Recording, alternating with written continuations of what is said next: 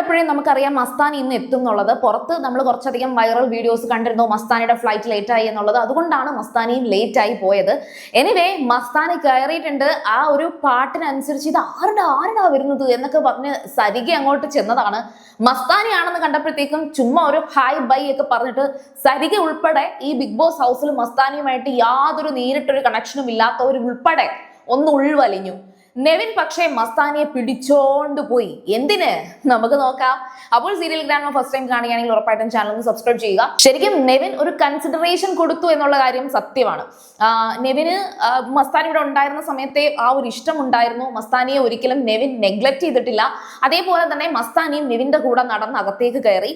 മസ്താനിക്ക് ശരിക്കും പറഞ്ഞാൽ നല്ല നെഞ്ചുടിപ്പായിരുന്നിരിക്കാം അല്ലെ. കാരണം എന്ന് വെച്ചാൽ അത്രയും സൈബർ ബുള്ളിങ് ഈ സീസണിൽ കിട്ടിയത് വളരെ ചെറിയ വെറും ഒരാഴ്ച കൊണ്ട് ബിഗ് ബോസ് ഹൗസിൽ നിന്ന് പുറത്താക്കിയ അന്ന് തൊട്ട് മസ്താനി നന്നായിട്ട് കഷ്ടപ്പെടുന്നുണ്ട്. മെന്റലി ഒരുപാട് കഷ്ടപ്പെട്ട ഒരാളാണ് മസ്താനി. സോ നമുക്ക് വലിച്ചീറാനും ഒട്ടിക്കാനും നിൽക്കണ്ട, പാവം ജീവിച്ചു പോകട്ടെ, എല്ലാവരും ജീവിക്കാൻ വേണ്ടിയിട്ടാണ് മാഷെ. അപ്പോ മസ്താനി അവിടെ വന്നുടനെ ഒളിച്ചോടി എവിടെയോ പോയി ഒളിച്ചിരുന്നത് അപ്പാനി തന്നെയാണ്. പേടിച്ചു മാറിയിരിക്കുകയാണ് ചെയ്യുന്നത്. അത് അക്ബറിനോട് അപ്പാനി പറയുന്നുണ്ട്, ഓ എനിക്ക് പേടിയാന്നേ, എൻ്റെ അടുത്ത് അങ്ങനെ മിണ്ടാൻ വരുവോ? അന്നേരം ഉടനെ അക്ബർ പറയുന്നുണ്ട്, മാന്യമായിട്ട് മിണ്ടാൻ വരികയാണെങ്കിൽ മിണ്ടിക്കോ എന്ന് പറയുന്നുണ്ട്. അപ്പം അപ്പാനിക്ക് മിണ്ടാൻ താല്പര്യമില്ല, അപ്പാനിയോട് മിണ്ടാൻ വരണ്ട, അതാണ് അപ്പാനിയുടെ ആവശ്യം. അപ്പൊ അപ്പാനിയും പറയുന്നുണ്ട്, അങ്ങനെയാണെങ്കിൽ അങ്ങനെ ഉള്ളൂ. അപ്പം അക്ബർ പറയുന്നുണ്ട്, മോട്ടയാണെങ്കിൽ മോട്ടയാണ് എന്നിങ്ങനെ അക്ബർ പറഞ്ഞു കൊടുക്കുന്നുണ്ട്. അപ്പൊ അപ്പാനി പറയുന്നുണ്ട്, അപ്പാനിയും അക്ബറും ആ പഴയ അപ്പാനിയും അക്ബറും തന്നെ.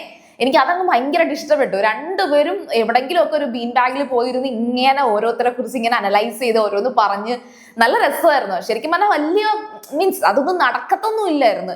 അവരെന്താണോ പ്ലാൻ ചെയ്യുന്നത്, എസ്പെഷ്യലി അപ്പാനി എന്താണോ പ്ലാൻ ചെയ്യുന്നത് അതിന് ഓപ്പോസിറ്റ് ആയിരുന്നു സംഭവിക്കാറ്. അപ്പൊ അപ്പാനിയും പറയുന്നുണ്ട്, മോട്ടയാണെങ്കിൽ പിന്നെ എന്റെ കാര്യം നോക്കണ്ട, ഞാൻ കൊടുക്കും എന്നൊക്കെ പറയുന്നുണ്ട്. അപ്പോൾ എനിവേ രണ്ടുപേരും അവിടെ ഇരുന്ന് ഇങ്ങനെ പ്ലാൻ ചെയ്യുന്നുണ്ട്. പിന്നെ മറ്റേ മസ്താനി അകത്ത് കയറിയ സമയത്ത് ശൈത്യ ഇങ്ങനെ കൈയൊക്കെ വീശി കെട്ടിപ്പിടിക്കാൻ വേണ്ടിയിട്ട് ഇങ്ങനെ പോകുന്നുണ്ട് ഇങ്ങനെയൊക്കെ പോകുന്നുണ്ട്.